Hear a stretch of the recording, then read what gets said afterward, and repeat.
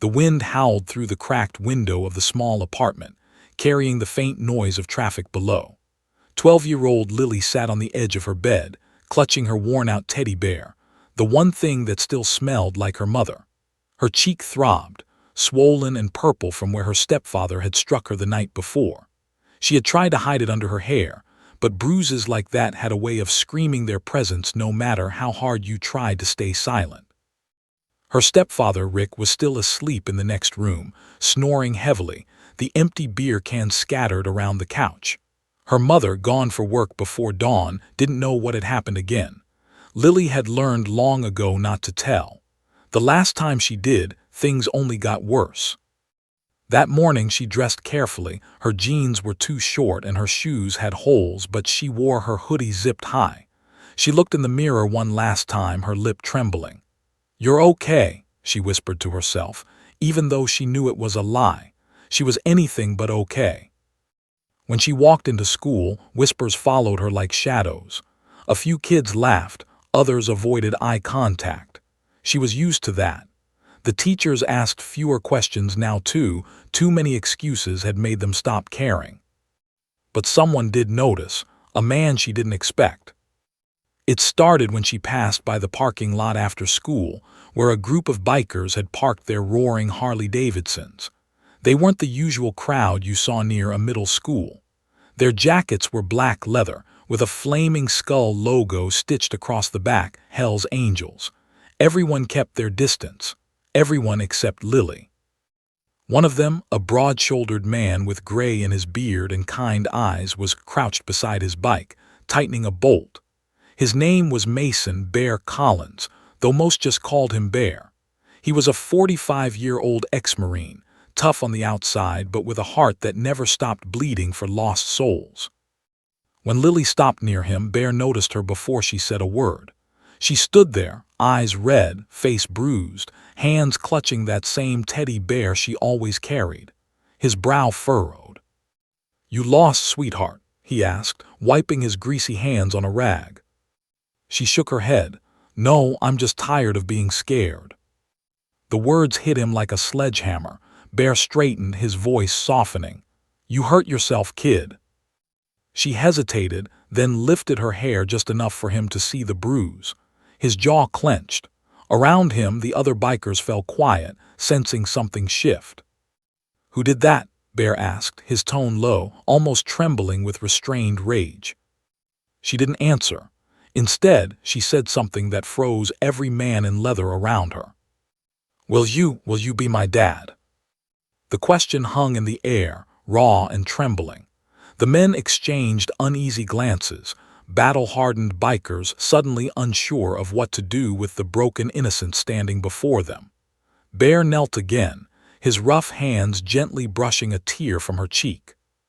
"Sweetheart, you got a dad." She shook her head. "Not a real one." He sighed deeply. "You don't just ask someone that, kid. That's a big thing." "I know," she whispered, "but you look like someone who doesn't let bad people win." Bear's throat tightened. Behind him, Dazel, Tank, and Reaper, 3 of his brothers, watched silently. These were men used to fights, chaos, and roaring engines, but this tiny girl had just done something none of them expected. She'd made them feel protective. Bear finally said, "All right, kid. How about we talk a bit first, huh? What's your name?" "Lily." "Pretty name, I'm Bear. These are my brothers."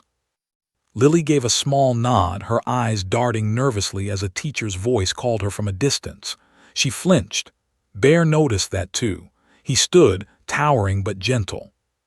"You in trouble at home, Lily?" She glanced toward the road. "Can I tell you later? He'll be mad if I'm late." "Who he?" "My stepdad." That one word explained everything. Bear looked back at his brothers and they all knew. They didn't need more details. "All right, Lily," Bear said softly.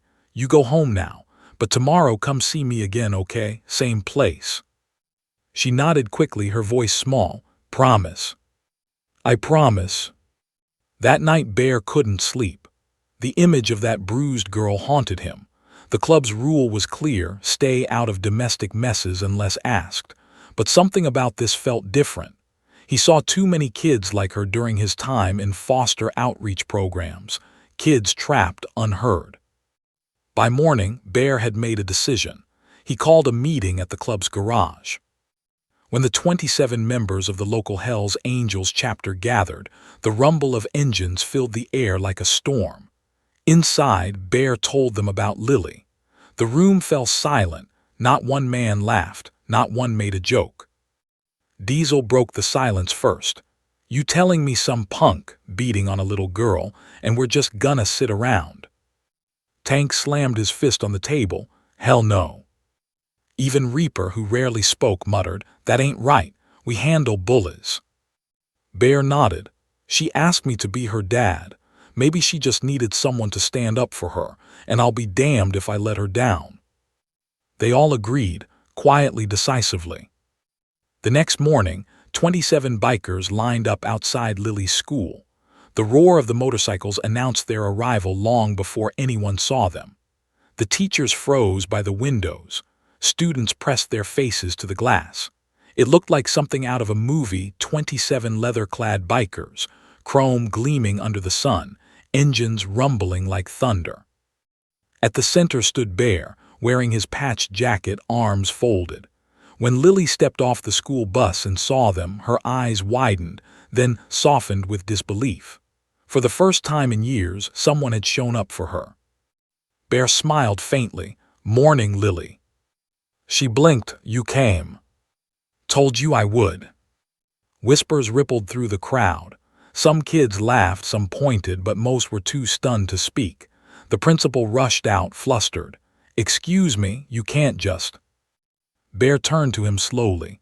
"Relax, sir. We ain't here for trouble, just dropping a kid off safe." The principal blinked, clearly out of his depth. He nodded hesitantly and backed away. Lily looked at the men surrounding her, tattoos, vests, boots, and all, and for the first time she didn't feel afraid. She felt safe. Bear crouched. "Listen, kid, we don't want to scare anyone, but we also want to make sure no one scares you anymore. You understand?"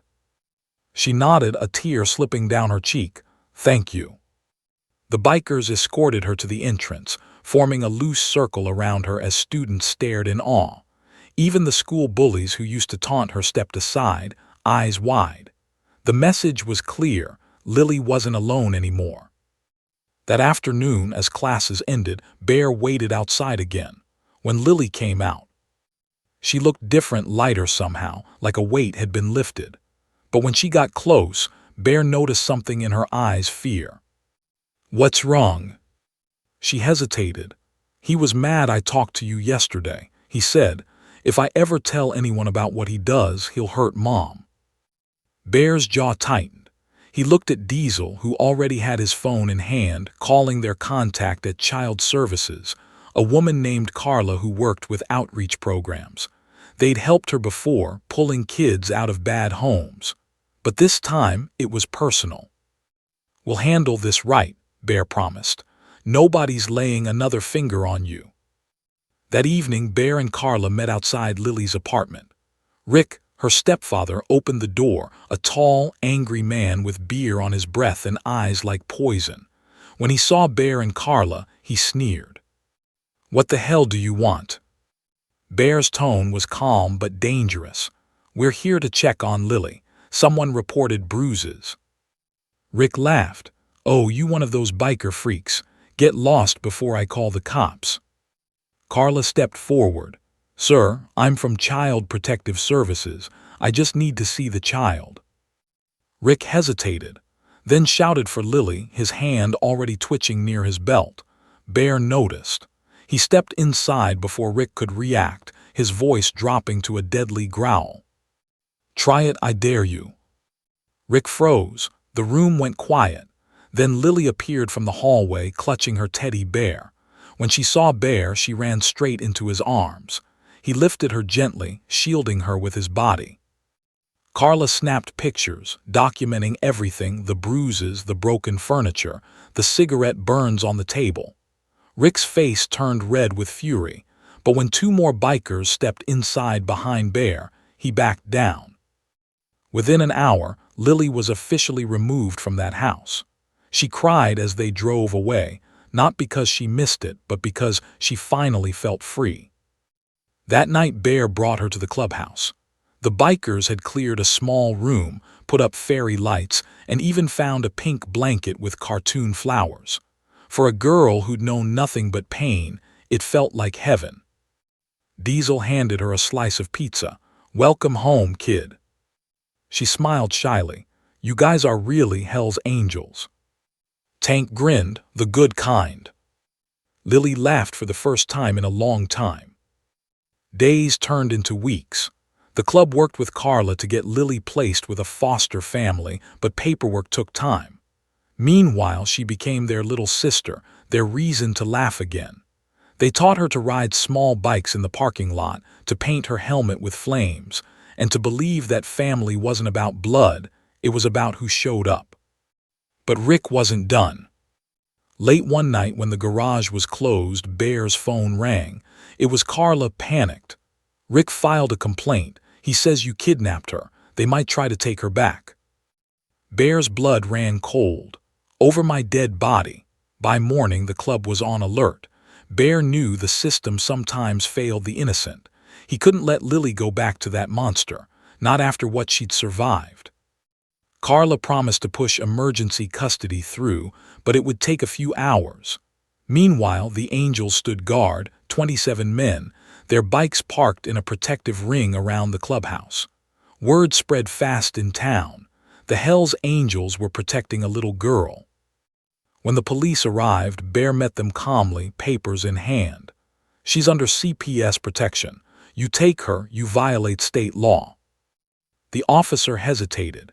He'd heard the rumors that these men were rough, dangerous, but what he saw was something else.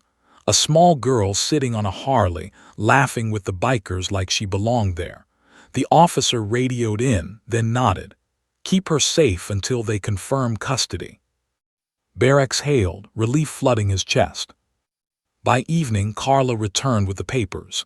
"It's official. You're her temporary guardian, Bear." Lily's eyes widened. "Really?" Bear nodded, his rough face breaking into a grin. "Looks like you got yourself a dad, kid." She threw her arms around him. For the first time in her life, she felt wanted. The next morning, Bear rode her to school, not alone this time, but with 26 bikes thundering behind him. They pulled up to the school gates, forming a line of chrome and leather. Kids gawked, teachers froze, and even the bullies who used to laugh at her went pale.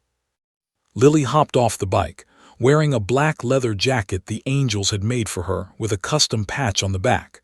"Daddy, Angel." She turned to Bear. "Can I tell them now?" "Tell them what?" "That you're my dad." Bear swallowed hard. "Yes, sweetheart, you can." She smiled proudly and ran toward the school doors. Every head turned as she passed. No one laughed. No one whispered. Not after seeing the 27 bikers waiting outside, engines rumbling, eyes sharp.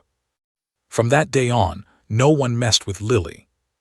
Years later, she'd look back on that moment and realize it was the day her life began, not when she was born, but when she found people who refused to let her be hurt again. And though the Hell's Angels were known for their thunder and rebellion, for Lily, they were something far simpler. They were family. They were love wrapped in leather and loyalty. And above all, they were the dads she never had but always deserved.